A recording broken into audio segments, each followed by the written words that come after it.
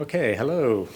Thank you for coming, everyone. To this is the final event of our Musical Ethics Lab 6, which has comprised of 6 days of workshops, plus last night's concert, and now we're having a panel discussion to get an outside view and maybe sow some seeds for thinking about this and how we go forward with it. So I'm very happy today that we have 3 distinguished guests. We've got John Sutton from the University of Stirling, Professor Macquarie, also from the University of Stirling, and Nanette Nielsen from the University of Oslo joining us. And the theme is improvisation as praxis, or music as a form of life. And it's something we sort of wanted to put forward. The word praxis is used a lot in not just in music and improvisation, but in the art world more generally. But it's also a very key ethical word. So in Greek, praxis just simply means action, but it's not just an everyday action, but it's the kind of action directed to the form of person that one becomes. So there's a really nice sense of holism to practice, that our actions are always in the context of the life that we're living or the kind of people that we're trying to be.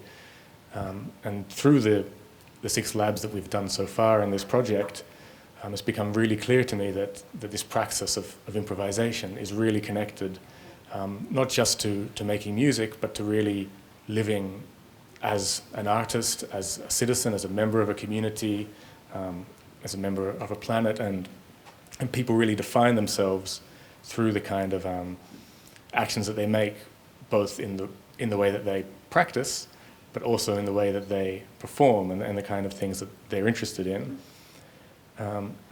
I find this on an ethical level really fascinating, and it'll be really interesting to talk about this, that the kind of sense that idea of who we're striving to become is also kind of a holistic loop that feeds back into the kind of things we do. So because of what I'm trying to be, then certain musical actions, certain sounds, certain structures will show up to me as being beautiful or being worthwhile or being ugly or being cliched, and these things will differ from context to context, and that context always has a story.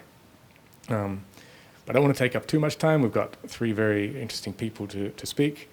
So first I'll introduce Professor Mike Wheeler. So Mike Wheeler is a professor of philosophy at the University of Stirling. He's published in a very wide range of topics, from cognitive science, psychology, artificial intelligence, the philosophy of mind. But I think most things come under the banner of distributed cognition. Very interdisciplinary way of thinking, that the way that we think, the way that we act is something which is not just contained in the head, but runs across our tools and our structure and the environments that we live in. And as part of that, Mike's also collaborated with many artists.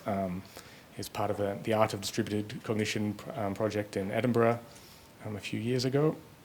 And he's also an artist himself. He's a musician, both historically, but also you've got a new album out just last year, on the way. So he's speaking as well from within his own praxis. But I'll leave him to speak for himself.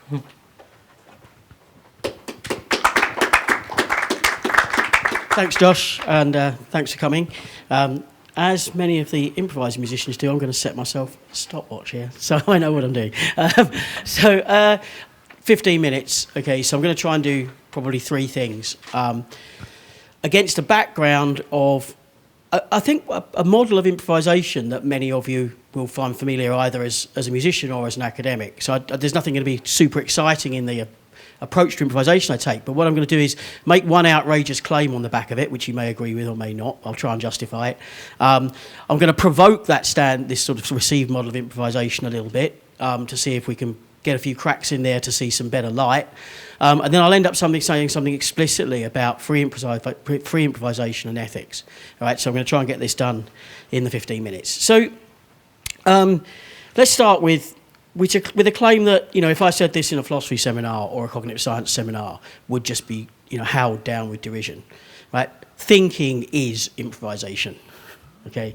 And what I mean by this, and a way of playing it out in terms of the praxis notion, that I want to say that music is a form of life in the sense that thinking is improvisation. So let's say more about that.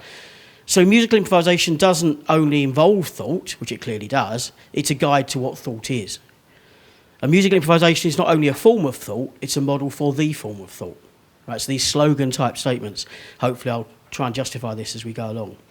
What this means for us is that a careful, close, disciplined study of improvisation will tell us about how our own minds work.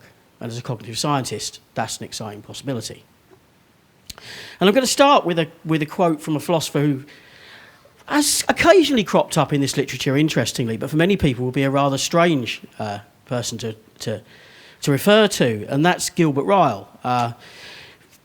Oxford philosopher of the post-war period, very famous for writing a book called The Concept of Mind, massively influential book. But right towards the end of his career, he wrote a paper called Improvisation. And in that paper, he argues for the following. He says, thinking, I declare quite generally, is at the least, and this is what he means by improvisation, the engaging of partly trained wits in a partly fresh situation. It's the pitting of an acquired competence or skill against an unprogrammed opportunity, obstacle or hazard. And that's Ryle's definition of improvisation, which he thinks also tells you what thinking is. And, of course we can disagree perhaps with aspects of this, but I think Ryle's definition here captures a sort of model of improvisation that many of us will recognise. It's quite a popular model of improvisation in the contemporary literature. And it's this idea of a set of competencies, a set of skills, some kind of background, if you like, coming into contact with some new opportunity, and as Ryle puts it, sometimes new obstacles, new hazards. This idea of bringing to bear in the current moment a set of existing competencies to produce something or to respond to something new. And this sort of general account of improvisation, I think, is very common in the contemporary, certainly in the interdisciplinary philosophy and cognitive science literature on improvisation. Someone who's pursued this idea recently, who I also want to refer to here, is Sepulveda-Pedro, and he explicitly argues for the view that jazz improvisation is the right model of thought. So I'm just going to dwell just for a couple of minutes on what Sepulveda-Pedro says here, very much in a Rylean kind of spirit, as you'll see. So a quote from Sepulveda-Pedro, he says, jazz improvisation consists in renewing the normative framework of jazz standards according to the current conditions of the environment. So again, we get this idea of some existing past or historical, what Ryle's set of acquired competencies, being brought to bear in the moment and something happening in the moment, the current conditions of the environment, Ryle's opportunities and hazards. So when Sepulveda-Pedro plays out this view, thinking about, first of all, about jazz improvisation, the history of jazz improvisation specifically, which again, to reiterate, he's going to use this as a model of forethought in the way that I think is the right thing to do. So he talks about what for Ryle's acquired competencies now become a kind of history, a kind of a personal and social history that the improvising musician has, both, as Josh was saying, both with, as it were, the disciplines and structures and norms of their own musical past, but also, of course, themselves as a person, their social embodied past, and so on. So what we get from Sepulveda-Pedro is this model where the normative frameworks that jazz musicians respect, at least in some versions of jazz, such as harmonic shifts and progressions, using jazz standards as a framework for improvisation, and the personal style of each musician embodying their own, as Sepulveda-Pedro puts it, normative way of playing jazz. So he's taking jazz improvisation as his model here and developing a position very like the Rylean position. Now, so what's wrong with this, right? Well, wrong is the wrong word in a way, okay? I think basically the picture we're being offered here of improvisation is a good one. As I say, I'll come back to free improvisation a little bit later. But at least as far as we've got so far, this is a good model of improvisation. But it's not a complete model of improvisation. And the thing that's missing, I think, is the embedding of this set of acquired competences being brought to bear in the moment, in the new opportunity, from a kind of a sense of the entanglement, the loops that musicians are in when they're in the improvising situation. And what if we get this right, and this is where I think there's a contribution here, as it were, that I'm making to this way of thinking about things. If we get this right, then we understand a little bit more about the causal loops here and how the different parts of the process figure in shaping the form of the music that we hear. So let's think about things to go over the same ground again here, think about improvisation again, but with a little bit more of a broader perspective about the embedding of the musician in a whole socio-technological entangled loop of social and technological influences. Again, it's quite common in the improvisational literature to think, in philosophy and cognitive science, to think of the things that are brought to bear in the situation, as Josh used the word last night in his introduction, provisos. I tend to use the word constraints. And so do many others in this kind of literature. And what we need to do first of all is resist a very seductive image of a constraint as an impediment or a limitation. Because constraints can play productive roles precisely sometimes through their limiting force. So although a constraint will restrict certain possibilities, it may nevertheless be a productive form-generating element in the creative system, precisely in light of its limiting contribution and through that contribution. Nice quote here from Cumming and Tribble in a really nice paper on medieval improvisation. They say a constraint, whether notations on a page, the affordances of a musical instrument or of the human body, the space of performance, or the emergent configuration of bodies moving in time with one another, functions as a powerful sticking point around which complex assemblages are formed. So here's this notion of a constraint playing a role in the process. Now, in improvisation, again, not yet in free improvisation, but certainly in improvisation, perhaps in less extreme ends of jazz improvisation and other genres, we can now think of the musical genre in question, the pre-existing competence, the historical past, as Ryle and Sepulveda Pedro put it, as itself a kind of productive constraint. And the social setting of the performance, Ryle's unprogrammed opportunity, also as a kind of productive constraint. What we're trying to see is these elements as kind of equal, maybe not equal partners, but certainly as causal processes that have a certain, in some sense, agency in the construction of the improvisation. So we're beginning to enrich the picture. But this is where things start to get interesting, because whilst we can clearly see this notion of the constraints being brought to bear in the moment, constraints aren't necessarily fixed things. Right? Something that artists do across all genres of art, not just in music and not just in improvisation, is that they take control of constraints in one way or another. And there's all kinds of examples of this kind of thing. And my favourite example is where, for instance, we had Cummings and Tribble's picture of the way in which the affordances of instruments and so on can play constraints in the process. What one can do with an instrument can act as a constraint in a musical process, and particularly an improvisational process. But then, of course, what some not only improvisers but other musicians do is build their own instruments. Right? They construct the affordance space by building their own instruments. Someone like Daphne Orr in the electronics world, or someone who built her own instruments, where the sound was produced by all kinds of neat methods, like by producing drawings on glass slides and 35mm film strips attached to creative masks that controlled the amount of light that reflected that reached photocells, thereby, and all this played a role in the sound being produced by the instrument. So actually, as it were, designing in the affordances that Oren would then go on to use in the compositional process. But of course, what we all want to say, well, certainly now we're getting to edge towards a more free improvisational picture, is that constraints are the kind of things that get broken, right? And that's one way of taking control of a constraint, is to break it.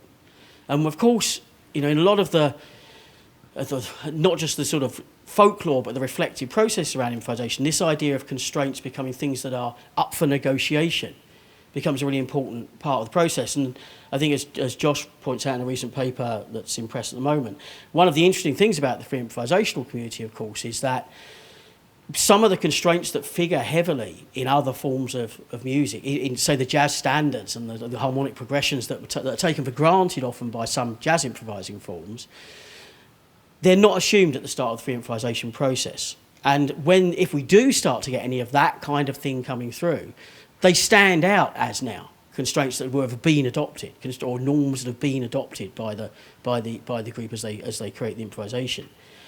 So I think what we have here is a much more enriched picture. So it's not just bringing a set of competencies into the moment, but those set of competencies are now defined by various sets of constraints that, when we get towards the free improvisational end of things, themselves become things that are up for breaking, up for negotiation, up for modification, such that indeed sometimes new norms get created, right? New norms get created. What sounds right? What sounds good?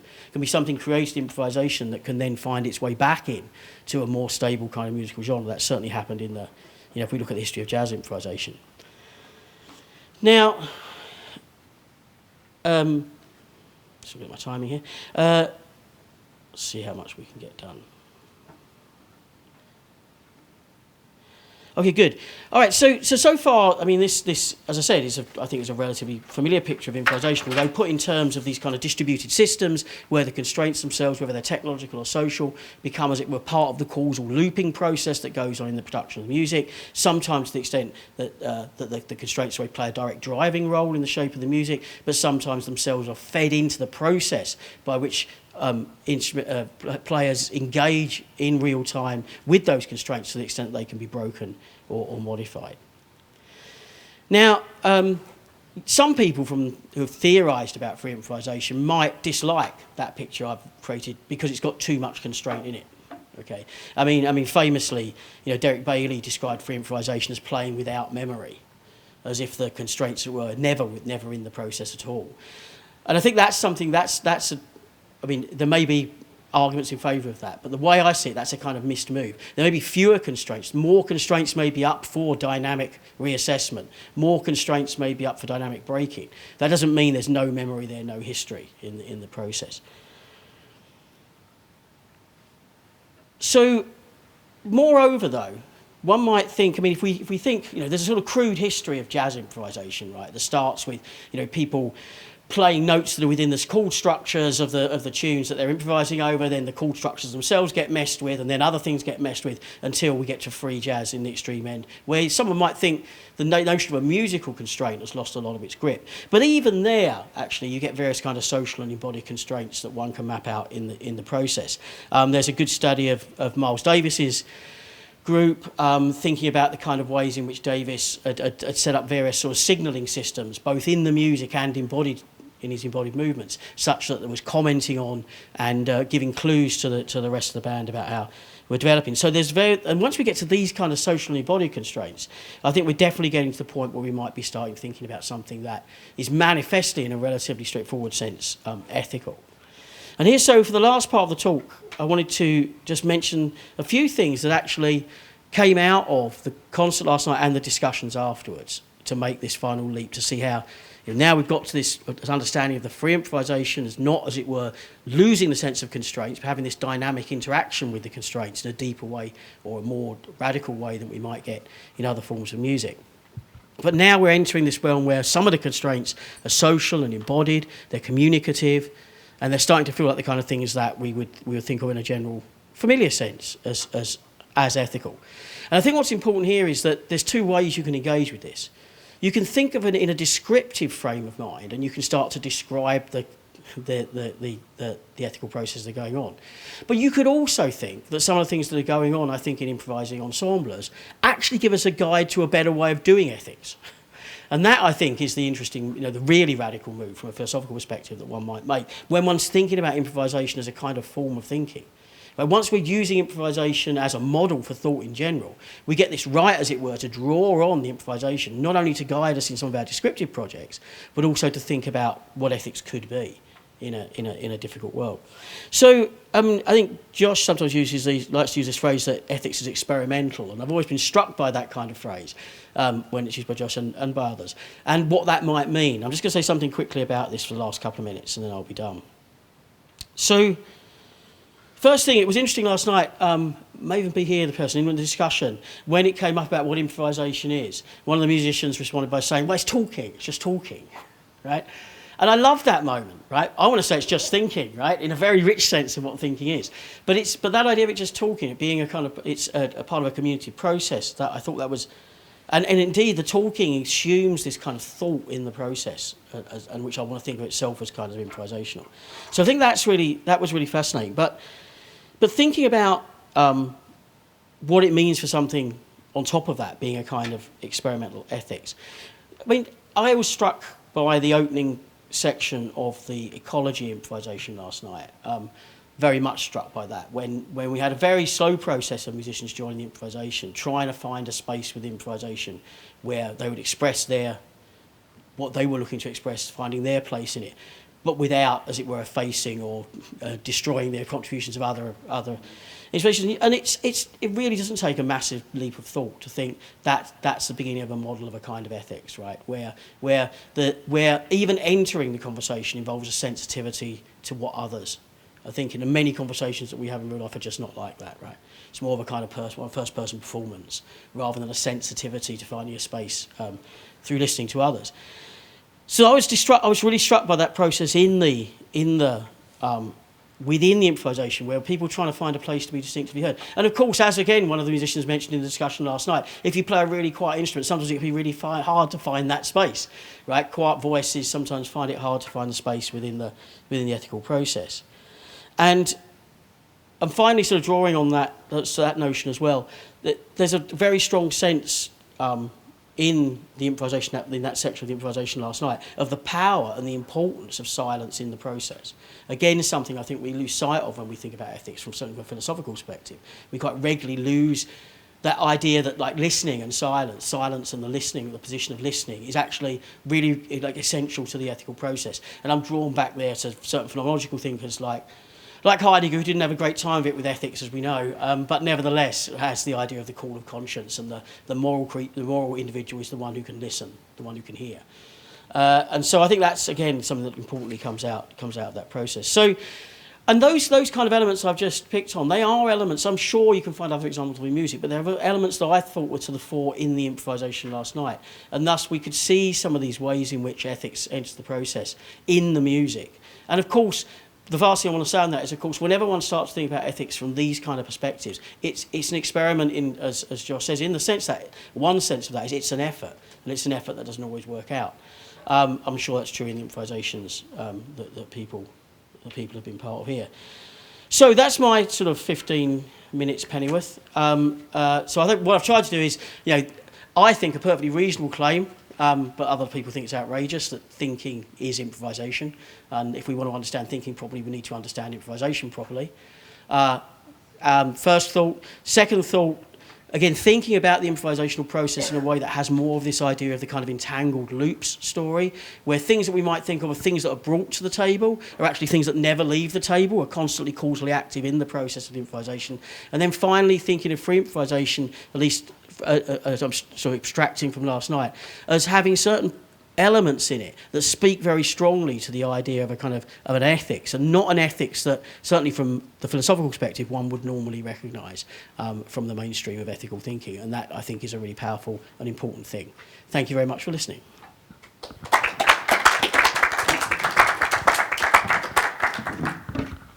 Thank you, Mike. We're going to have a discussion after the three speakers have all spoken, but does anybody have a question, a direct question for Mike? Off the back of...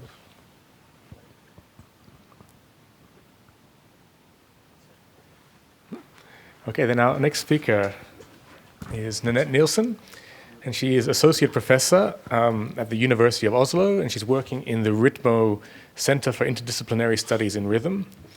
She works in music and philosophy, particularly ethics and aesthetics in 20th and 21st century music. Among her several publications, she has written a book called Music and Ethics with Marcel Corbeson.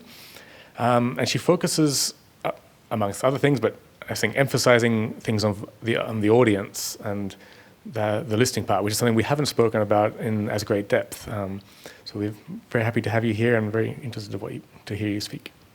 Thank you so much, Josh. It's a pleasure to be here and contribute a little bit. In the next few minutes, I'll talk about how and why musical engagement, or musicking, as I'll call it, is a powerful enabler of ethical engagement.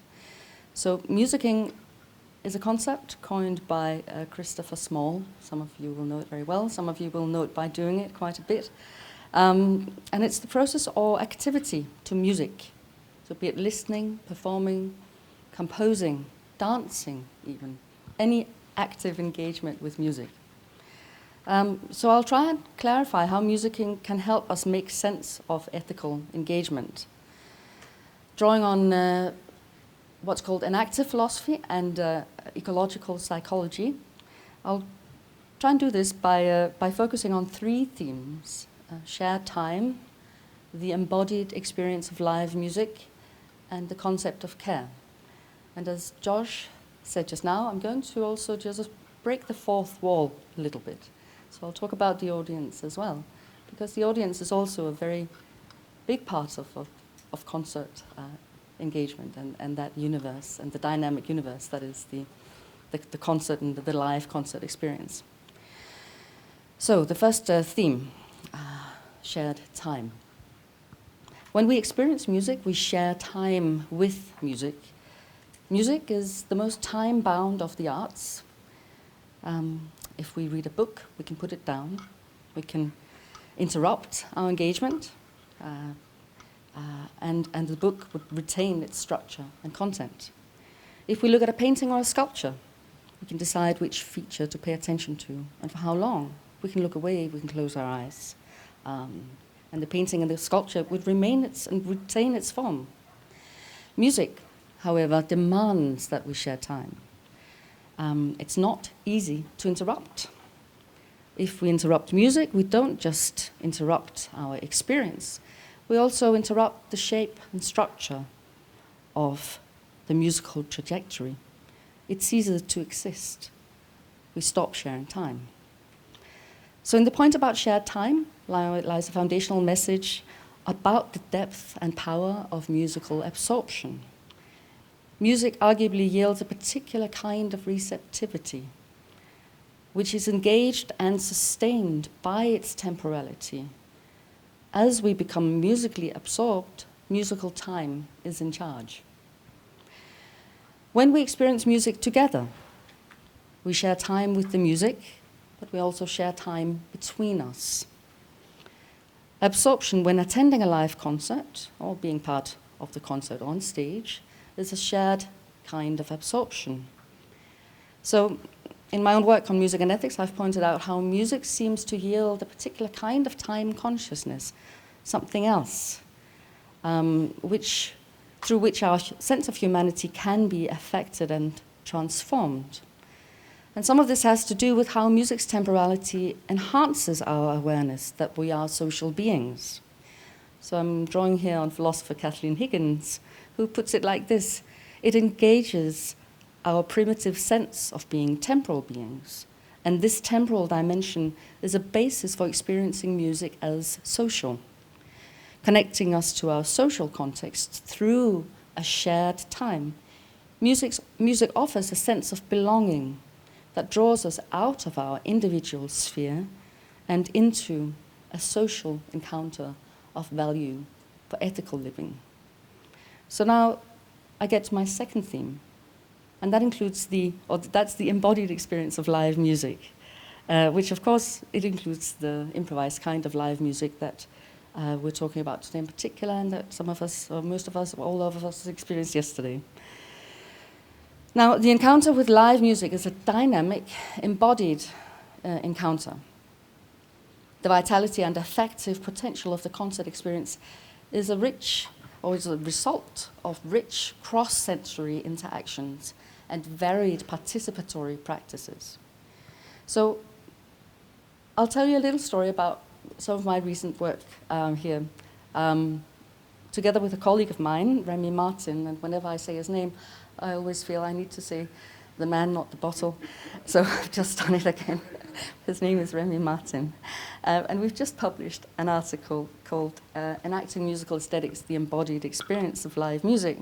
And it's a philosophical and musicological exploration of data from a larger research project called Music Lab Copenhagen, where several researchers collected data from both audience and musicians. So some of it was quite empirically driven, but then we took one empirical finding and ran with it.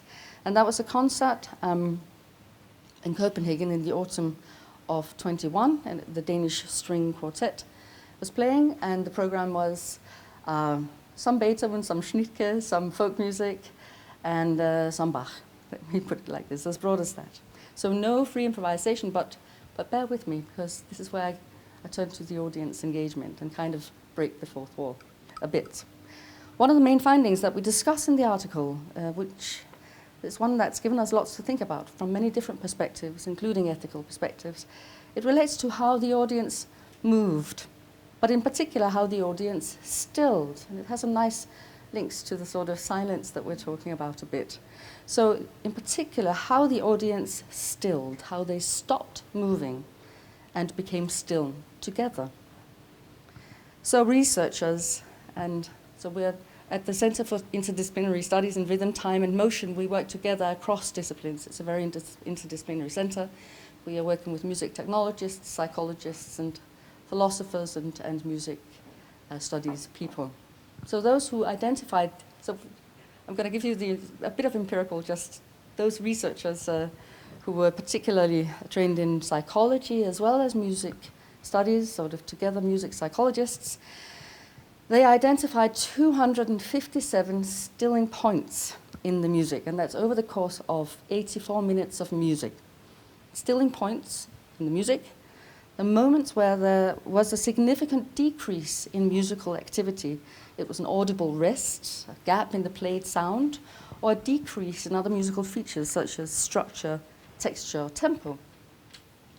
And that data shows that the audience exhibited a stilling response.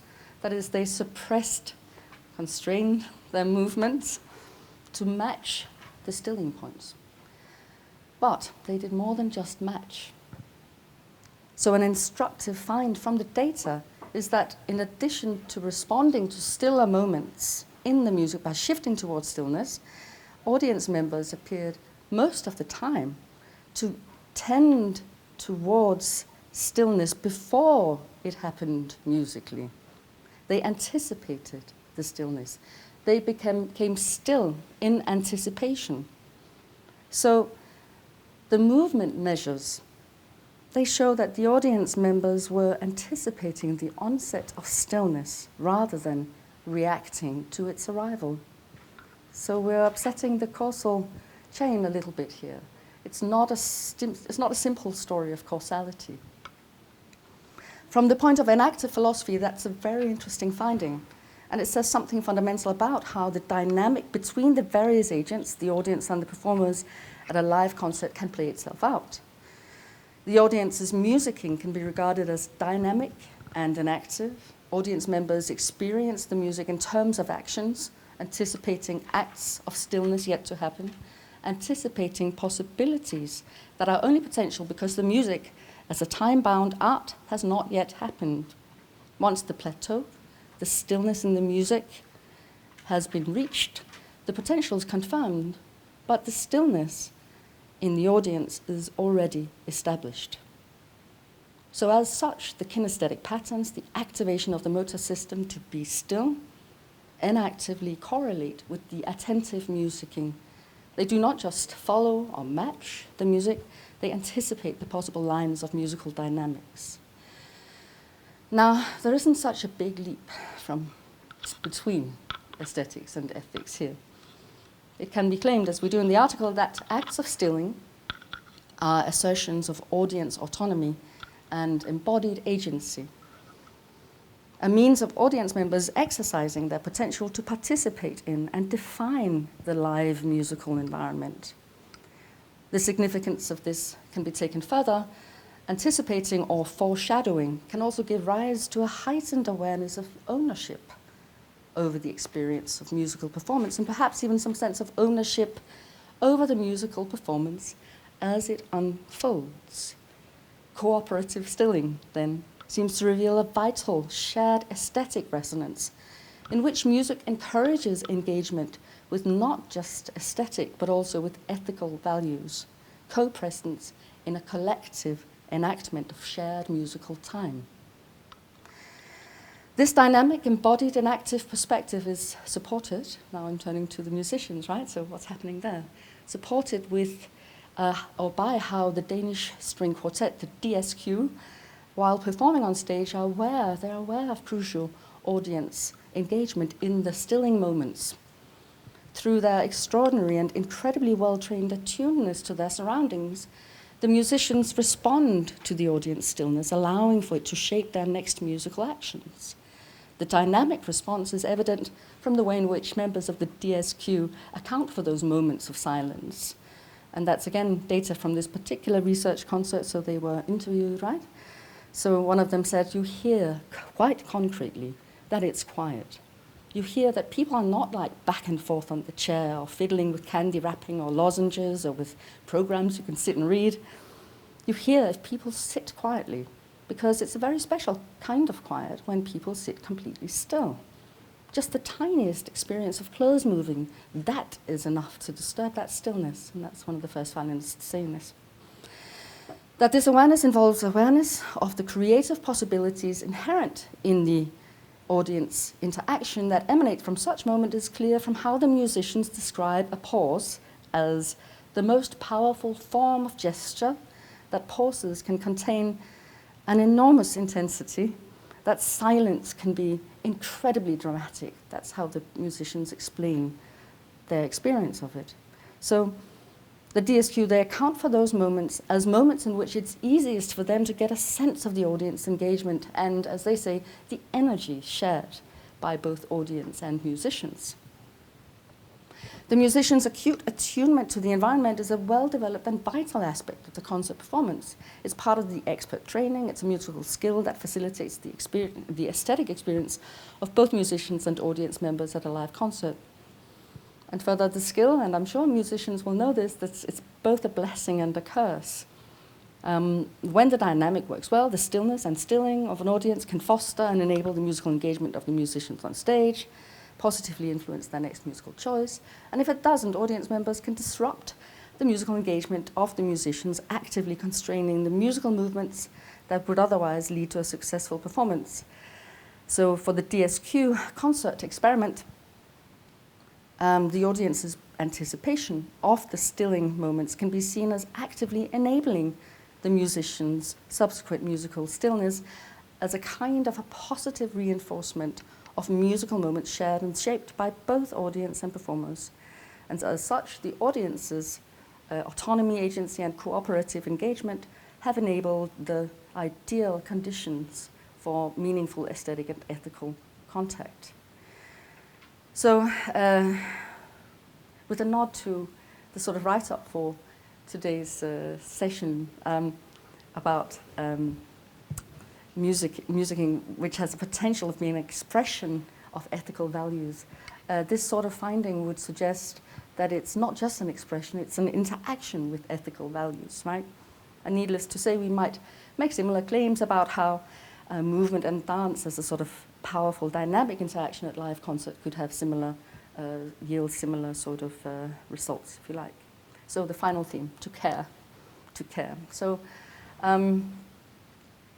as music grabs hold of our attention in powerful, time-dependent, and embodied ways, we become attached to that experience. And that's where the concept of care is an ethically relevant concept. What do we care for in aesthetic encounters? What do we care for when we music? And so the invitation here is to think about the affective allure of musical affordances, the affective resonances that define musical experience. And some of you might be familiar with the work of a philosopher called Michelle Mays, and I'm drawing here on her notion of affective framing. So that concerns the way perceivers engage with and appraise their surroundings through bodily feeling, and then of primary interest here, feelings of caring.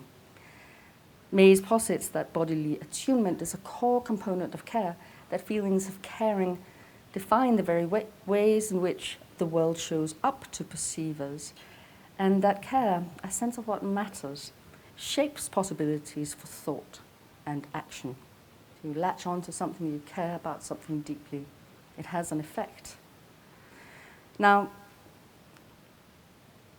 music matters, and musical encounters, whether we are performers or listeners, it can make us care deeply in ways that define relations, define how the world shows up to us and how we feel, can shape how we might act accordingly, and can guide the choices we would like to make.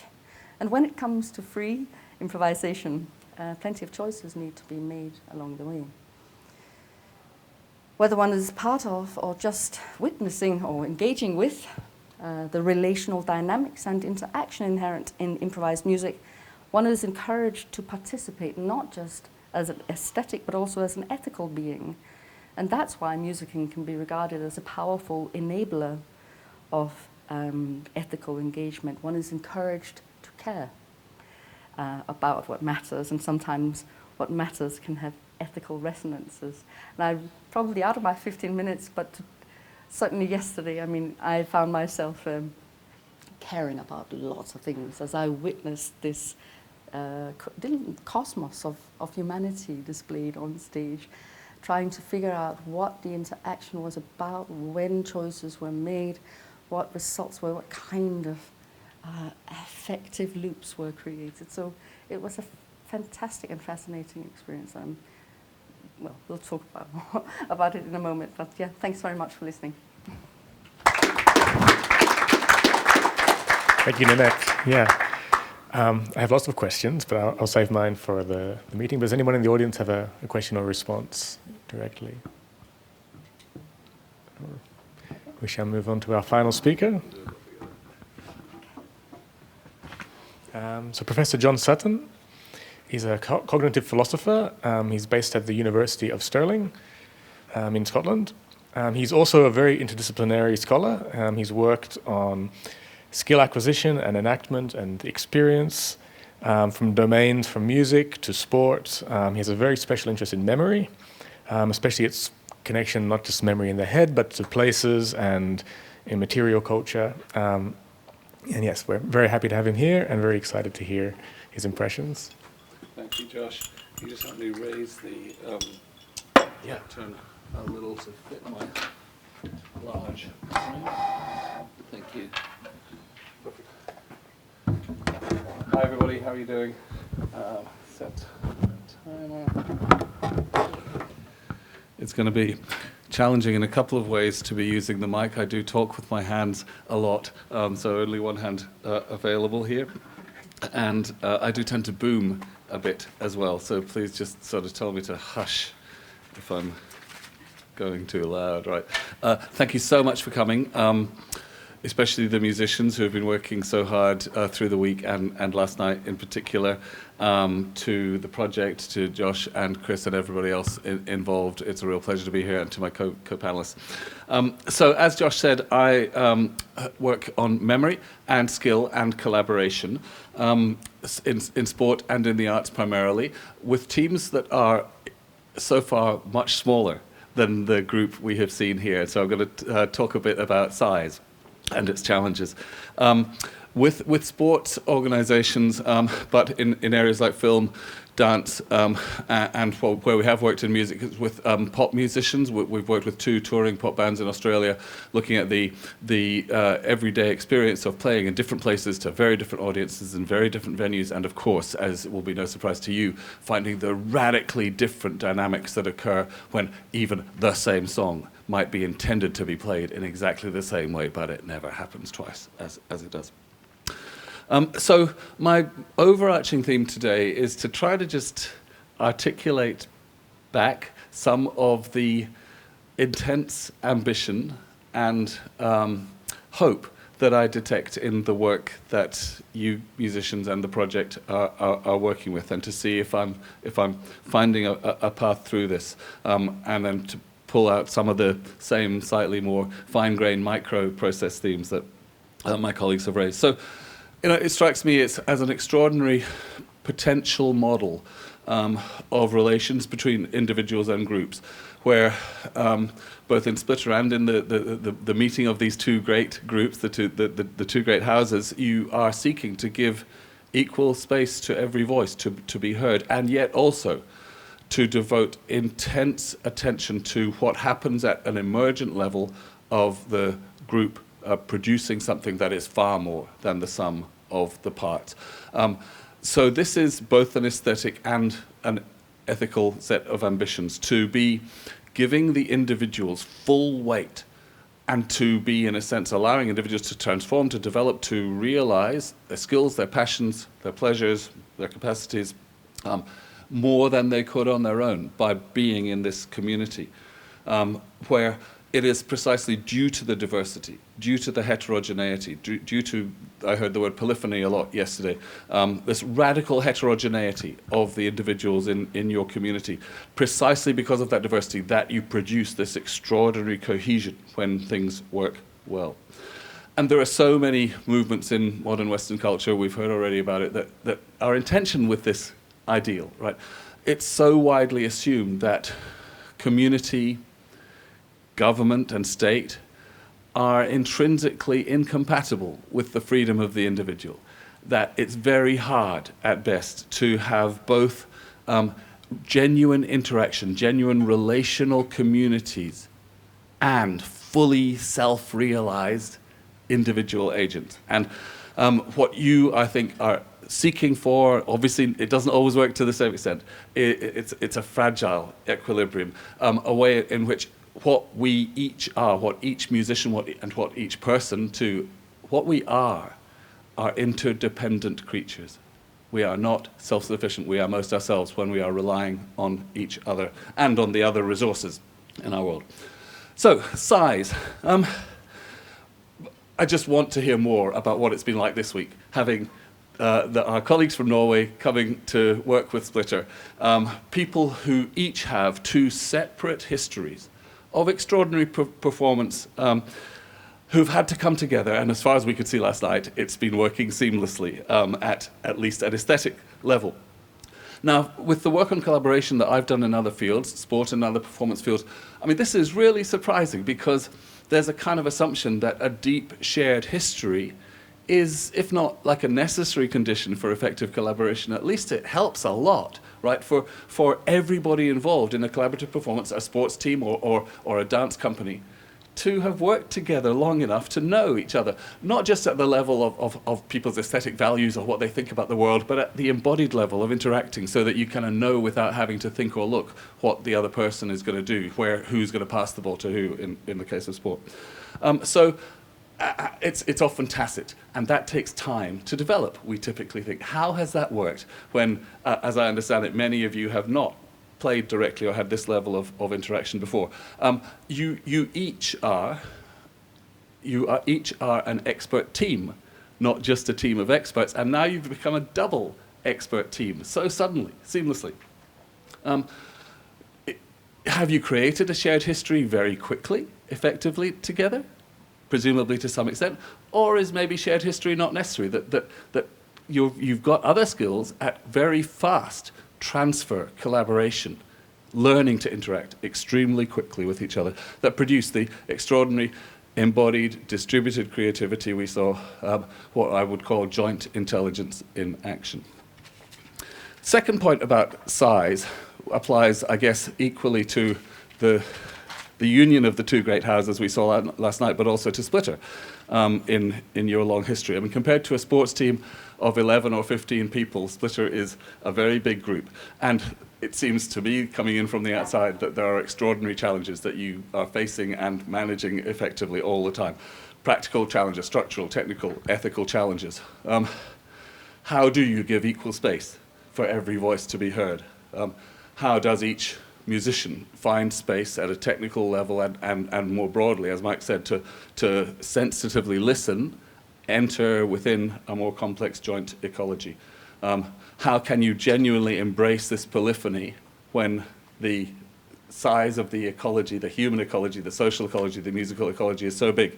So always I want to ask, what do different individuals bring to a collaboration? What's unique? What's different about each person's, not just their skills, so obviously that's vital in a musical context, but also their way of acting, their way of interacting.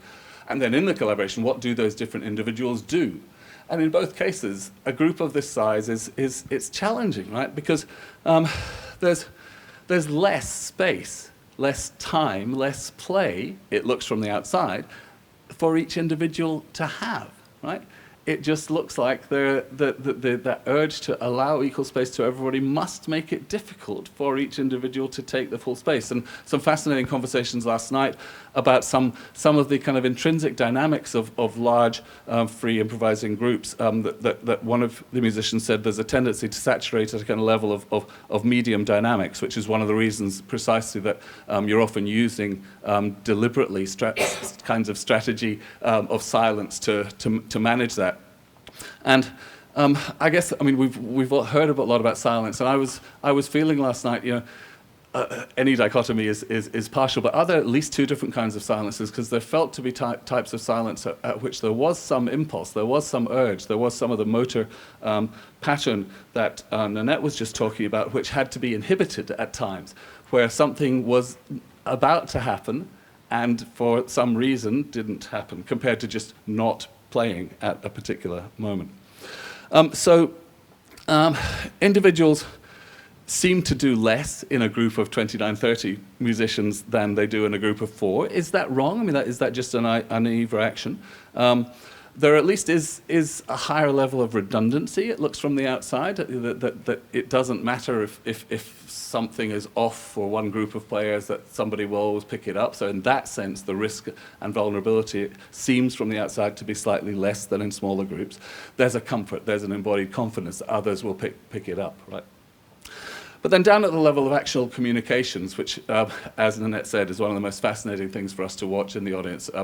I understand that Splitter has often worked by deliberately carving up working groups, so over a longer time scale, to ensure that every individual gets a voice one way or another. But then, of course, on stage, presumably there are also subgroups that, it's hard for a non-expert to pick up, but not so much the instruments, but we could see shifting coalescences of musicians in interaction at different points, often at critical moments or ambiguous moments where patterns of eye gaze, sometimes larger gestures are happening.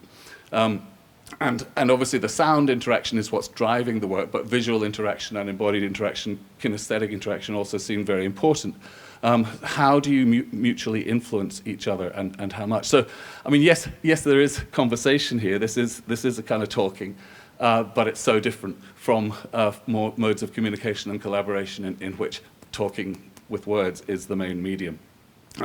And your perspectives on stage are so different from what we're sitting in the 8th or 9th row. It's a sort of sweet spot, as Josh has said, sort of in terms of the sound we're getting, but also we can see the whole panoply on stage. And I guess wherever each musician is located actually does just constrain and enable who you can most easily communicate with, both in terms of sound and vision. So, to sum up that first half of the talk, how do you do it with such a large group? And when it's fragile on those respects, when there's a kind of volatility, how does it break down, and what do we learn about when it does work? Okay, last few minutes of the talk, I want to talk about disagreement, or maybe the word is dissensus, as the opposite of consensus or convergence. I mean, so one of the great things watching a show, even as a very naive viewer, is the pleasure of just picking up what seems to be the initiation of some musical idea, and it can have so many different fates. Sometimes it's picked up, it becomes part of something ongoing. Other times it seems to fade, maybe it comes back later. And again, in the conversation last night, it was so wonderful to hear some of the musicians talking about particular ideas that didn't work. And you say, shit, try something else. You move on. Now, of course, in the free improvisation world, you are often working very deliberately and explicitly against certain kinds of norms, against certain kinds of structural conventions. And so I guess my last set of questions is about, well, how far does that extend to pushing against each other sometimes, both over time and then within performance?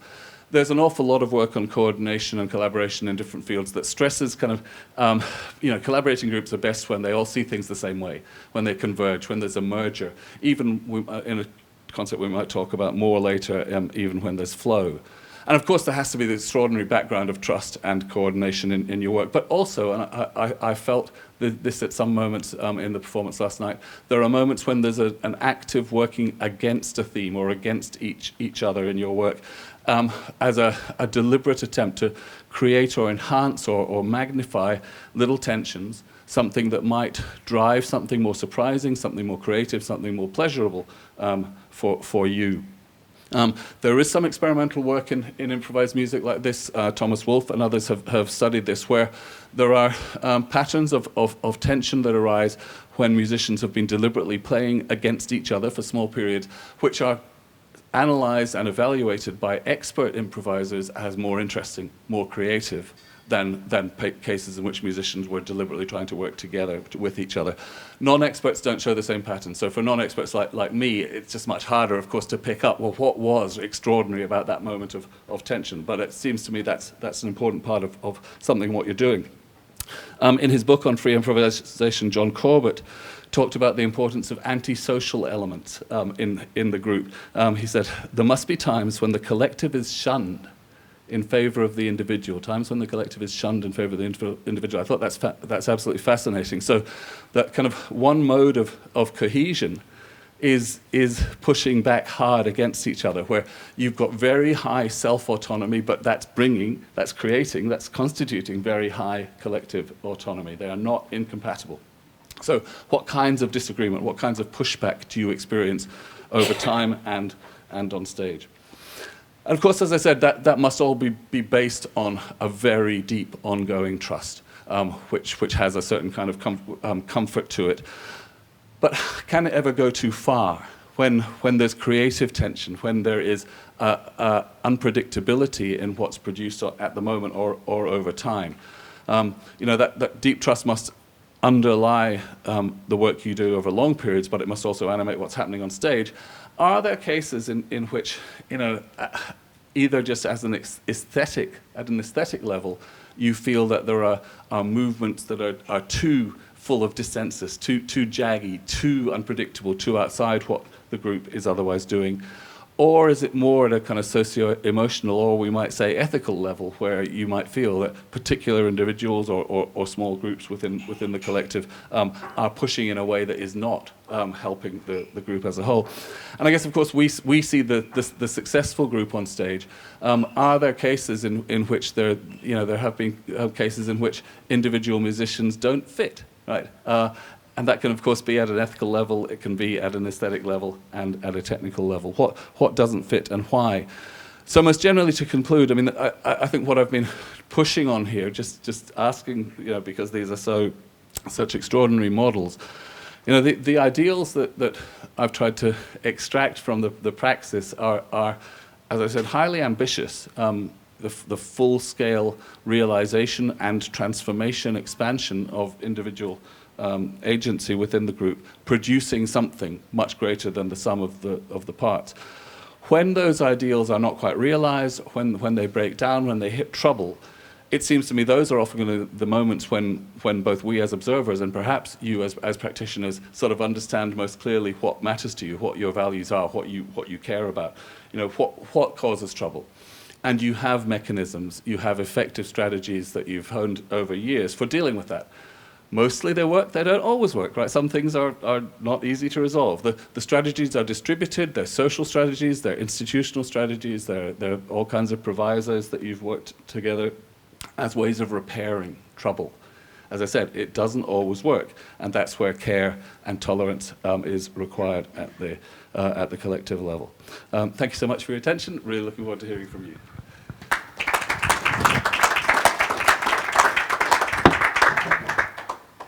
Thank you very much, John. I'd like to invite all the panelists now to come to the front, and also Christopher Williams, a co-researcher on the project. And I think we'll have a bit of a discussion, but we're also very curious to hear from the musicians in the audience and other people. So if you do have comments, let us know at any time, and we can... I'm going to remove this guy.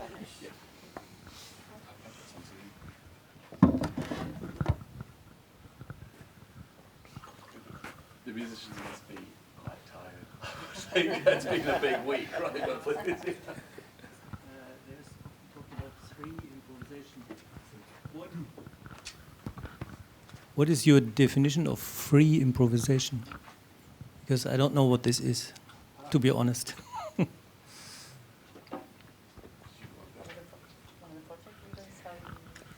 I don't use that word either. It's a word that a lot of musicians use and people in the music world. I don't know if there's a consensus definition about what that is, but let's say in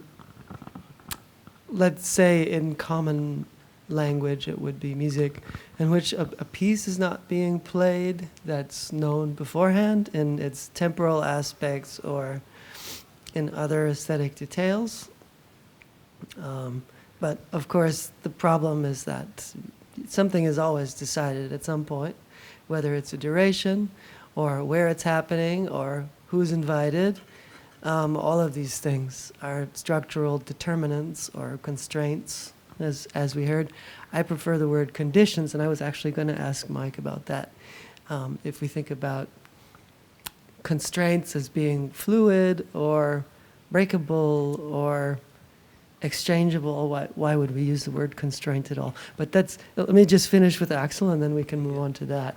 Yeah, I would be curious from everybody to hear that's your opinion about free improvisation, and I would be curious. I'll just speak very quickly. I mean, what you think what this is? As with many genre terms and terms of practice, we don't need a sharp line where any case can be clearly assigned to free or not free improvisation. There's going to be spectrums, but there are clear cases at one end. There are clear cases, I guess, for example, in more standard forms of jazz, where there is some improvisation included within, the production of jazz standards, the play of jazz standards. Whereas what you're doing is very different from that, and I think there is a fairly standard use of free improvisation in a lot of musicology literature, which is saying, well, we're looking at the less constrained end of that spectrum. Yeah, I often think in terms of spectrum as well, and these kind of things which I've been calling provisos, we can call them constraints or conditions, or it seems that some forms of music have a lot of these, and at one end of the spectrum, you can think of something, a perfectly composed piece with every person picked out in particular and the space, designed just so, and then the opposite spectrum is to have none of these things kind of prearranged. And I think one of the interesting things that's emerging is that, and I think this is what maybe you're suggesting as well, is that there is always these kinds of structures are going to be there. Even if we don't choose them, these kind of things will be there. We're not sort of free in the sense that we can lose our memory, as you mentioned, the Derek Bailey quote. I think there's a spectrum there, and when we talk about free music, we're meaning perhaps minimal ones. And I think the disagreements on the terminology come because people are recognizing that there is still constraints in there. I think I would suggest that without opening a debate about free will, although we could talk about this as well, I think that the free improvisation, the free is an encouragement to do it deliberately, to have a willed improvisation, right? So there's something there. It's an activity, it's an encouraging, deliberate improvisation. Shall I pick up on the constraints issue? I'm not wedded to the terminology of constraints. Conditions, provisos, as long as we're focusing on a particular phenomenon that I think we know is there, which is, we know that in any particular situation there will be some things that are fixed, or at least temporarily fixed. They can change during the performance, of course. That's the important point about the dynamic structure of constraints, even during an improvised performance. But we know there's something there that's, whether it's just the length of the piece, you say, or the setting, and then we can start to get richer and richer until the only thing that's around for playing with is the cadenza at a certain point in a piece or something like that. So it is a spectrum. I actually think the notion of constraints here, I think there's a certain sense reflecting my history here, right? Because at a certain point in the history of cognitive science, there was a lot of interest in using various kinds of dynamical systems type models, where the notion of constraints was strongly sort of one of the things people were looking at. What are the constraints on this process? And thinking about it that way raises this issue of whether we should think about the constraint as a kind of oppressive thing, so that's a limiting of the possibilities. And in one sense, that does happen, right? The reason that if you play within a particular genre, that's a decision made in advance for a piece of music, then there'll be certain not in the improvisation world here, but in any sort of music, there'll be this set of things that you now take for granted that you play within. So it is limiting. But the nice thing about the notion of constraint is it allows you to have this double meaning. So yes, there's limitations there, but precisely through those limitations, they can be powerful, productive forces. I think notions like conditions, I don't mind the word conditions being used, for instance, but I think the thing about conditions is they sound like the things that are there at the start that doesn't naturally suggest that double meaning of the both the limitation but also a productive force. And often the notion of condition, again, it's a question of choice here in the nuances of the words. You might want to say there's a set of conditions here for the piece to be as it is. That doesn't, to me, and I think this may be a personal thing, doesn't suggest to me as naturally this idea of things that are up for grabs in the process later in the improvisation, right? Was it natural to think of changing the conditions of the improvisation during the course of it? I don't think that's grammatically incorrect or anything, but for me it's more about a nuance of the term. But I think the main point is we're pointing at the same phenomenon. Yeah.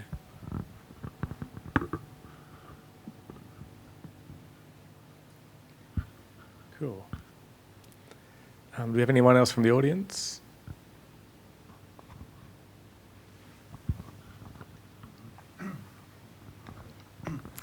I'm bad with names. So in the first lecture, you was coming up with a point that thinking is improvising.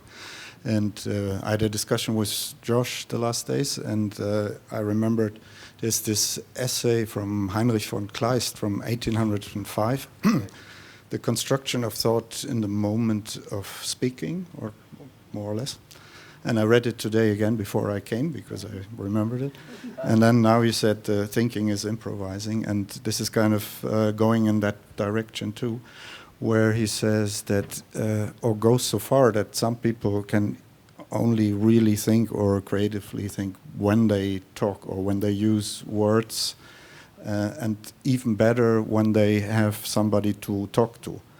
And he says a lot of speeches, and he brings some classical examples that were made that people just had a starting point and just jumping into a subject without being prepared for it and developing the thoughts while they speak. So this is it's quite an old text, and I quite like it.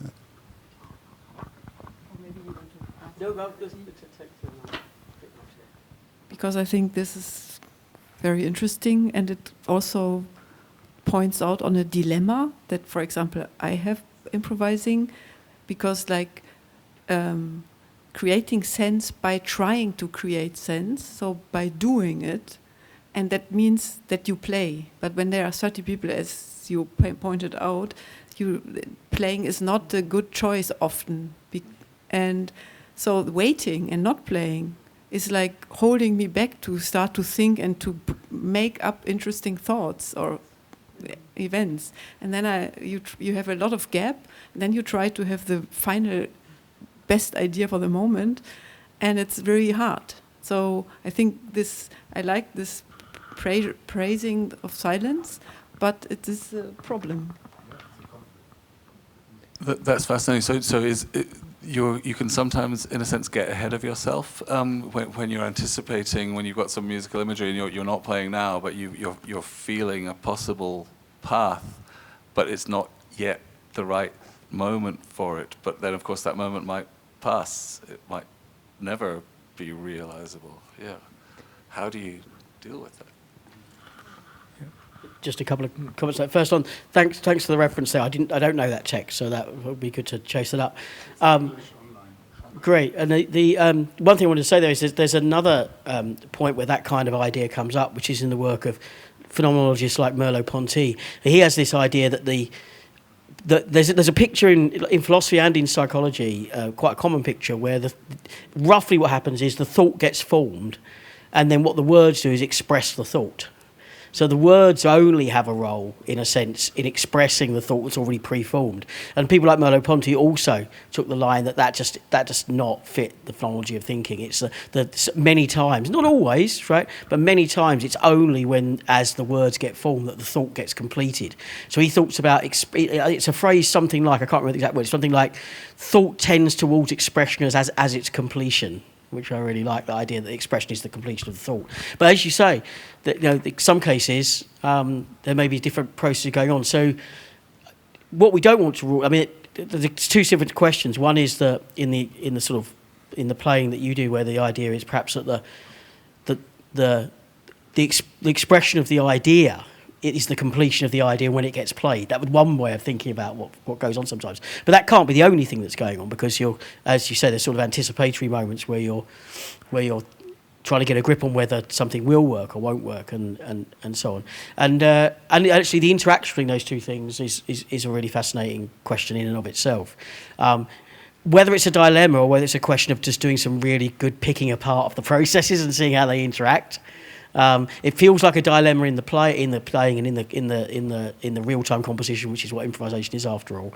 But from a psychological perspective, the interesting question might be if there are subtly different processes going on there that are interacting, and how one might understand those. Yeah. What I find really interesting here, this kind of thinking as improvisation, or improvisation as language, or language as thinking, and the way that these things are kind of tangled up, is that also suggests that our language that we have gives us the resources to think. So as long as I have these kind of terms and I have these habits of thought and these, in a sense, like the kind of constraints, these productive constraints kind of push my thoughts in certain directions. And that's, of course, language is something public, it's something that we share with people. And it makes me think of Nanette's work, the things you do with Remy Martin there, these ideas of the stillness, which is anticipated. It's almost a sense is that something, it's maybe what the musicians are doing, but there's something in the music. Is there something that have you found that they kind of, because they speak this language, this musical language, that's what they're anticipating? Or is it the other way around, that the musicians understand the language of the audience?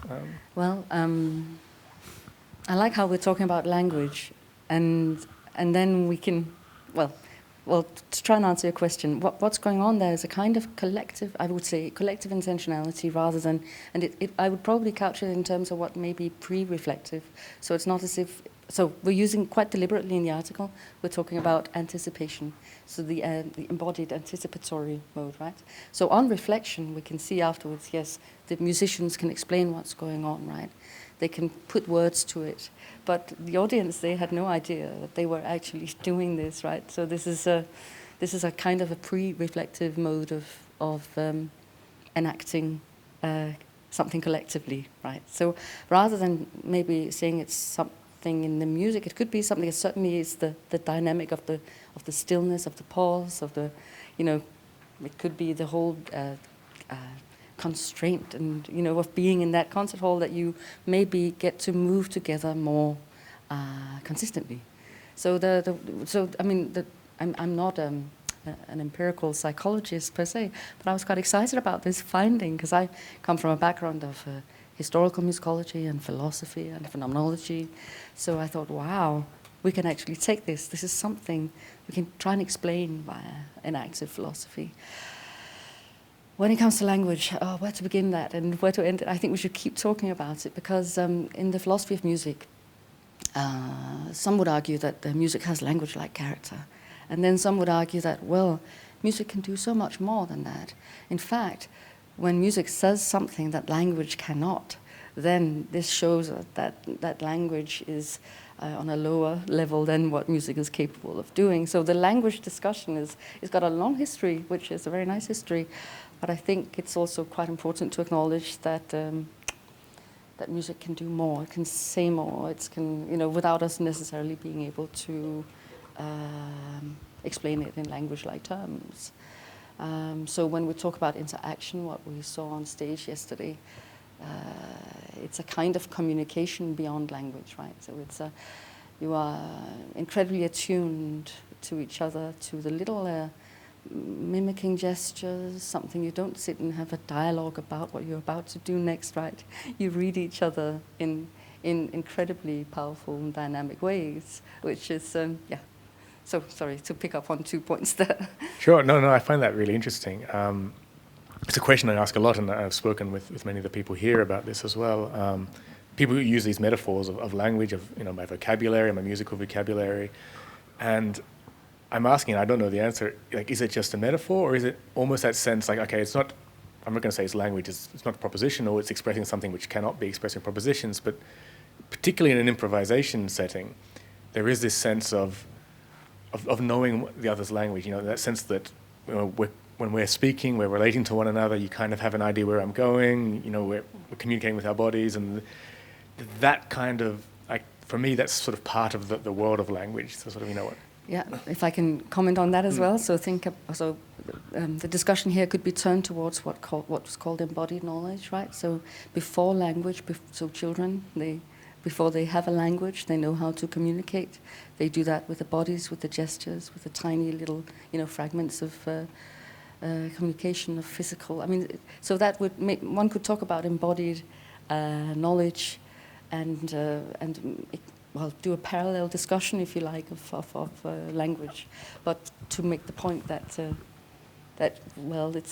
maybe it's an embodied kind of language. I don't know. Mm-hmm. I mean, just on that, just noting the space in the intellectual world. Just as people use the word musicking, people use the word languaging, and when they talk about languaging, John will remember this because we were at the same conference, that they often, someone says, "What's the language going on here?" What you'll get is a whole a list of 40 variables, some of which will be things like saccadic eye movements, other things will be hormonal changes on the skin, and then somewhere in there'll be like a grammatical structure and sort of some semantics for the words, but it's like a bigger thing. And I think that's the thought here, that you might have that more general sense of languaging, or language in that more general sense, and play that in this card and still think there's something, might get some traction there and still thinking about the notion of language, I think.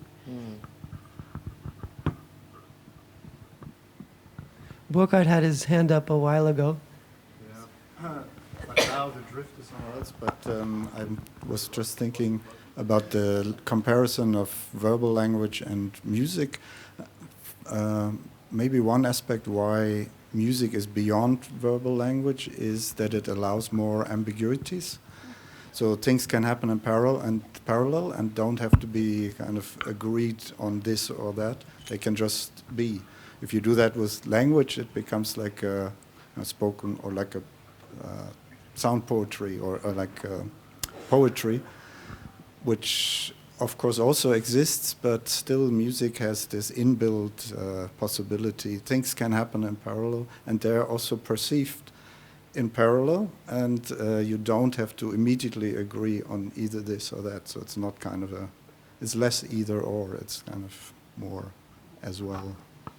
Absolutely, and just the multiplicity of channels. I mean, it's hard to listen to more than one person speaking at once, but we love listening to many people playing together.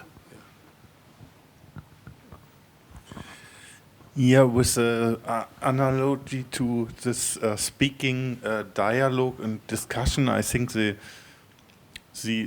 outcome that we create with verbal language and that we create with music is very different. And for me, music is when I use this language analogy, it's also not like dialogue or discussion. For me, it's a multi-layered monologue that we're creating, and I just want to bring that thought into this discussion.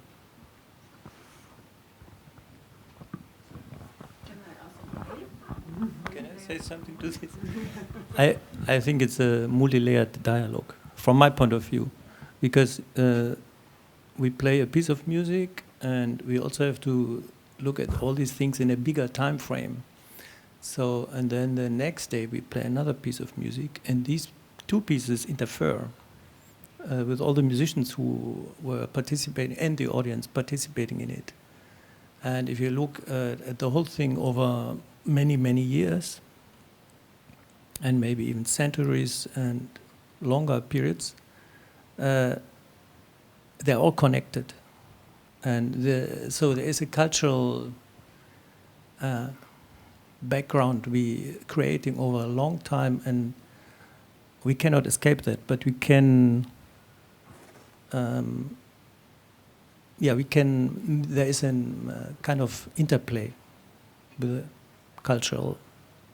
with our culture, and I think it's a lot of things we are not aware of in this sense.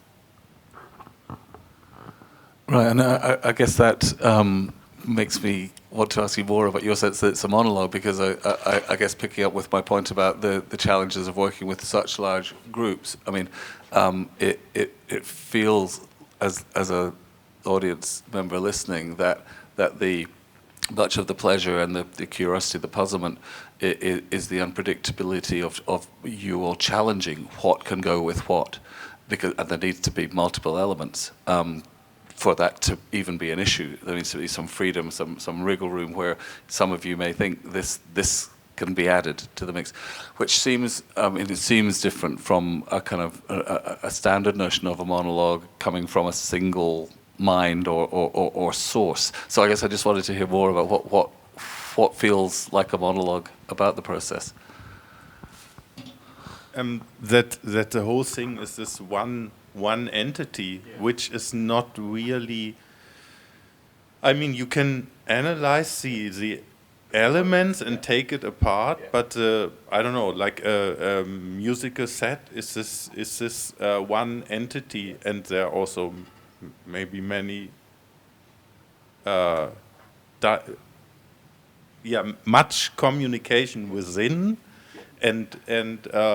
but it's for me this one entity where, like, a discussion, like a thing which we do now, is for me, I perceive it as a different thing. Things stand much more on their own. Can I suggest maybe to frame it positively, as if you speak with one voice instead of monologue? That's maybe what you are sensing? We speak with okay. So many, because so many different voices. So what was from the experiential or the sort of audience side of things? I must say that it felt like I really like the idea of a model here, and it felt like a proper sort of model example of sort of respectful dialogue, really, sort of interaction. And I was trying to figure out, when the little ideas emerged and who was responding. And thinking of the concept of care, I thought, well, so what if I cared about, that sound that was made by the two glasses, touching each other, and what if I cared about whether they really heard it in the back of the orchestra. So I thought it was just a sort of wonderful model of learning about interaction. Something that I think it's important to recognize when we.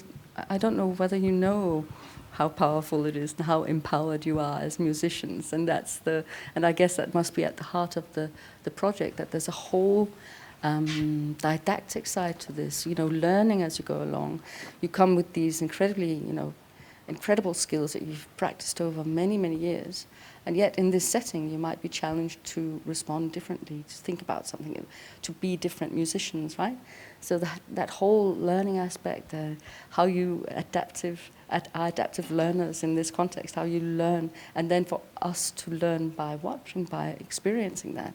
I mean, I don't think one can really, so from the point of music and ethics, we talk less about the musical work exactly because to talk about a work can be a bit static. There's a history of talking about a work as a context-free thing, but what we're experiencing is that work as it takes shape on stage and learning from what you are doing. And I'm wondering, so there's so many questions from my side, at least with regard to what you are experiencing as musicians, whether you are aware, how do you come away from this experience thinking that you've done really well, for example? Well, how do you, Yeah, no, we've spoken about this a lot in various contexts. I mean, this idea between work and process, but I think what Kai touches upon there is that there is this, let's call it a piece, but there is this one thing there, like whatever we want to describe that, which is different from us sitting and having a conversation or walking around, but this shared thing which includes the audience too, and then that thing in the center, perhaps it's, I don't know if I'm understanding you right, but it's not one voice, but it's one thing. It's kind of there's a totality to it, which kind of pushes back on us as well. Yeah, I like this idea of the monologue. I mean, we're used to thinking in various bits of literature and philosophy and psychology about the fact that the self can be a multiplicity, right, of voices. And I mean, just think of the work of people like Beckett and so on the inner voices of the self and the fragile way in which a kind of individual gets built out of a multiplicity of voices. So I think there's not an inherent tension between the idea of there being the one thing with multiple voices, and the question is just how to make that, how to make that idea fleshed out. Yeah. Eric. Had a few. I mean, there's many things that all of us could respond to, but I was thinking about listening in a large group, and that sometimes a very valid action is to choose not to listen for a moment or a period, or to choose. You anyway, like, I feel I always zoom in and out between listening to the group as a whole. You listen to obviously the people close to you or that are louder are easier to listen to, but also then you find these. Suddenly there's a moment of stillness, and then you hear like this shimmering something like on the far right of the stage, for example, and you can choose to grab onto that. But maybe what separates music also from a panel discussion, for example, is that it can be super valid to just, if I would say now, like, I'm going to make fish for dinner tonight, like without any, like saying that something that's completely out of context in a large group can be like the best action. And that's like in a social word-based setting, that's like, it can be funny, but you have to explain yourself, or like people have to choose just to ignore you.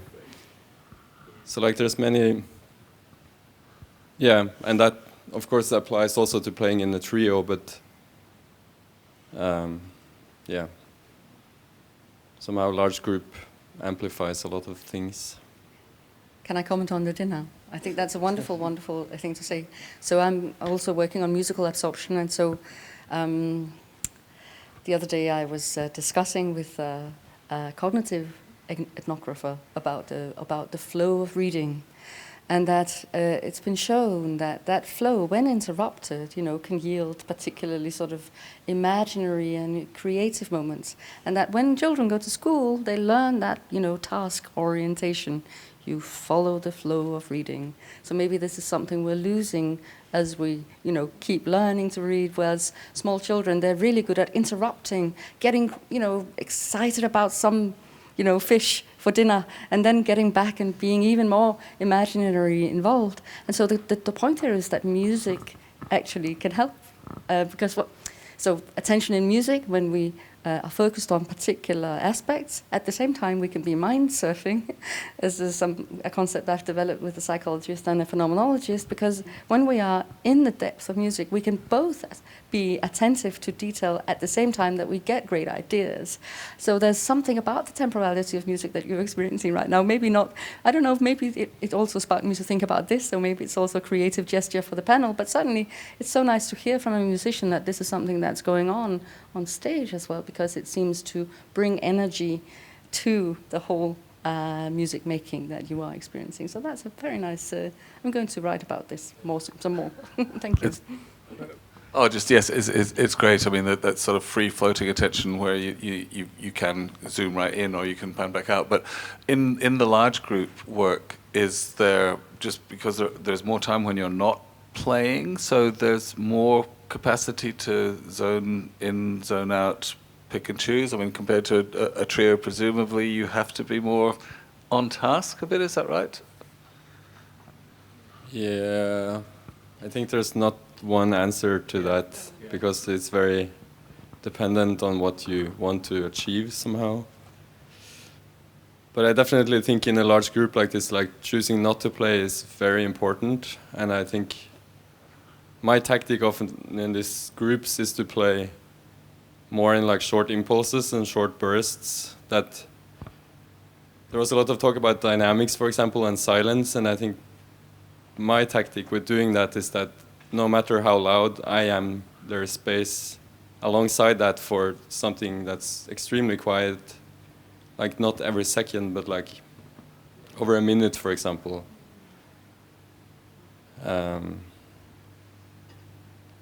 Yeah, I lost my train of thought. Less density, high volume, but then less density as a trade-off. Yeah.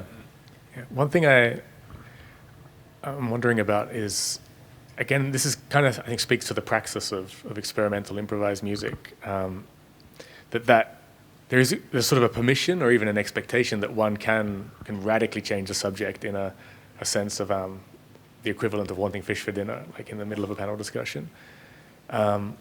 And I think there's two things really interesting about that. One is, okay, yeah, there's this cultural aspect that this is allowed, but also seeing that this is possible is part of that. So it's not just that someone who's playing, a blues improvisation, it's not that they don't do that, it's not in the culture, but even that idea would not occur to them. So there's also already something in that kind of history of the practice of doing that, which allows that. And this kind of is interesting. I mean, it's maybe the special thing about this praxis is that there's that sort of meta dimension that allows one to kind of do things, to I guess question one's own history, or again, that's that free thing. There's that these expectations have been deliberately washed away, but there's also a learning process to do that, which means kind of forgetting that there are rules to music. Most of us learn music with particular rules. I think we have time for maybe one question, then we can have some final thoughts.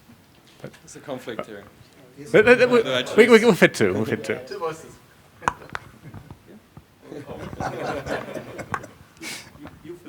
Okay. What did I want to say? Yeah, this is really the most very problematic thing in big groups. How much input does it need, and how much space do I leave? And this is something to learn. I was surprised how fast we were learning what a kind of 30-piece group needs, because it's already again another step from 20 people to 30 people. But this learning goes pretty fast. But then it's, what does it need to make interesting music, and how much do I hold back? So if everyone holds back, then it becomes like really dull. And if there's too much input, it becomes a mess. So it's kind of, but where's the ideal kind of point where it's perfectly balance? And if everyone plays only 50%, it's with 30 people playing 50% of the time, it's already too full. And it can be, on the other hand, sometimes on purpose getting super dense, which is also great. But then if it's super dense the whole time and on a certain volume, quiet instruments are completely not heard. So the balancing has like different levels in a way, and to bring that together is kind of like over complex, I would say. And it's amazing if a group can handle this. I don't know how. Yeah, that's connected also to what I wanted to say, because you were bringing up these questions about what if somebody plays what is going too far, or what is against the rules. Yes. And this is an interesting question also, because there is rules, and a lot of rules we are not aware of probably. And what is if somebody plays against the rules, and what happens then in such a large group? It doesn't happen so often, but sometimes it can happen. Yeah, it's also a question I'm asking myself. Is there an easy example that comes to mind, or? Yeah. You want to say something? Yeah, I can just connect to.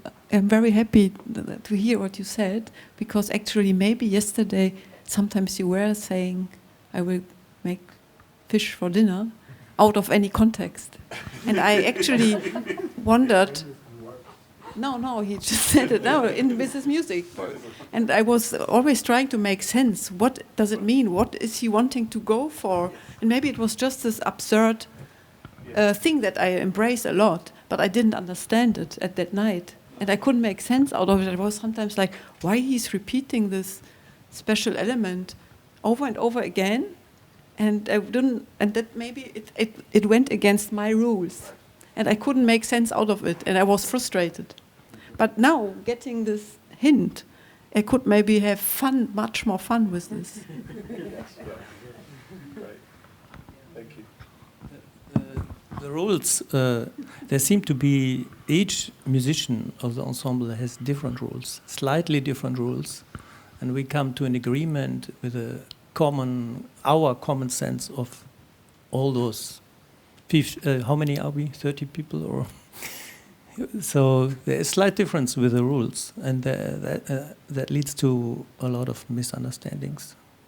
But and I mean, it's interesting that for you it sounded so homogeneous, and it's very interesting. We'll go to Kai, and then I think we'll wrap up. Yeah, in the last improvisation yesterday, the second set, there was, what's her name? Amalia. She was then leaving the stage, and I think that was at least mildly eccentric or out of the rules.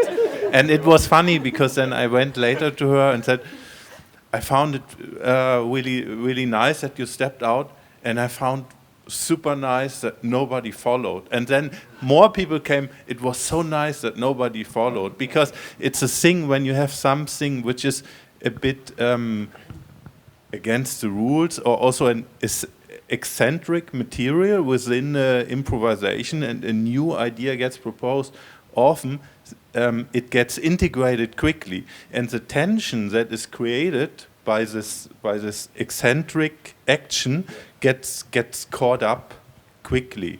And so when this is not happening, and the tension just stays there, it's really often embraced. And so with improvising, I find it often there is this thing, there's this new element which is eccentric to the sonic environment before, and then people or musicians want to support it, play something similar, and I find it really destructive, because it integrates and takes the tension away. And yeah, I find this a interesting phenomena. And with leaving the stage, it was so cool that this thing just remains what it is. It doesn't get integrated, and it keeps this tension. Yeah. Thank you very much. Perhaps we'll do just a final thought from each of the panelists, a thought or a question, or a... I guess maybe picking up on your comments about how much space and what's the ideal, and the challenge of working that out with new colleagues must be very challenging. So I guess I'd just like to hear more about how rehearsals went this week. I mean, is one way that you collectively explore that space is by going slightly further to extremes to feel your way through how it works, or are you more often just trying to find the space of the perfect balance and getting closer to that? But I mean, just in general, we haven't really talked about rehearsal that much. It's something that I know you've been following through a lot in the project, but it must have been particularly interesting this week. Okay, yeah. So thank you so much for the sharing of time, and I think I've learned a lot. What I would perhaps return to, sort of a final comment, is that yesterday we talked a bit about, or you talked a bit about risk when you were in the discussion, and that made me dig deep in my music and ethics bag, and remember a concept of doing justice to something, so that when one is musicking, there might be some oughts and shoulds involved, as there is in real life. But when are we as agents doing justice to what, in which ways, and under which conditions or provisos or constraints? And so I guess I'm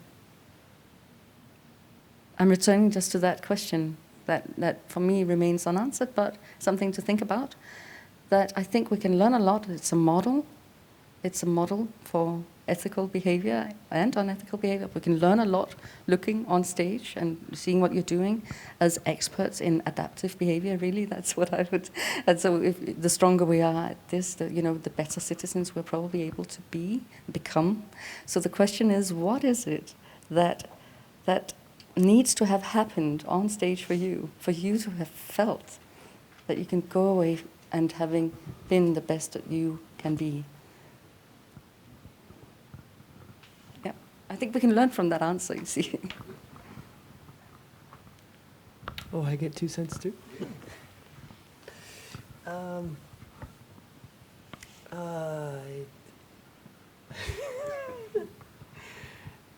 I think I'm going to have Chinese food for dinner. Well, I'll just finish with just a footnote to the Maya leaving the stage moment, because and I love this idea of the as it were, the eccentricity that doesn't get, as it were, integrated by other people doing the same thing. But the other thing about when she left the stage was because of the acoustics of the hall, she was really loud in the audience. So it wasn't just an eccentricity in terms of the physical movement. Suddenly the whole balance of the music was thrown into a different space because the hall just amplified her sax so loudly. And that was really interesting, I thought. And that added sort of eccentricity, because the mix was... I realise obviously there's problems with quiet instruments and loud instruments, but I mean, the mix was really nicely done. And then suddenly there was this moment where the mix couldn't control it, and that was really nice as well, piece of eccentricity as well. So that's just a little footnote on that. Cool. Thanks. Yeah, I guess my final thought is a bit of an echo that I've often thought of, what happens on stage is, it's a microcosm, or it's a sort of a reflection of society, and I think the more we do this, the more I really understand that,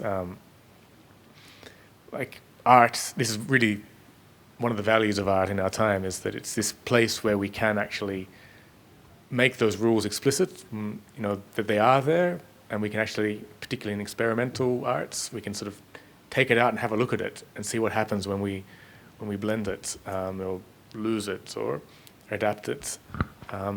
And gives us that kind of space to see that things can be otherwise. And I think going back to one of the thoughts I had yesterday was, that's kind of where ethics, or the ethical life begins, is when we understand that something can be otherwise, is when we sort of have the freedom and also the responsibility to choose it actively. And so part of the ethical life is maybe learning that. And I think what we see on the stage is really, it's not just like like a portrayal of that, but it actually is that in action.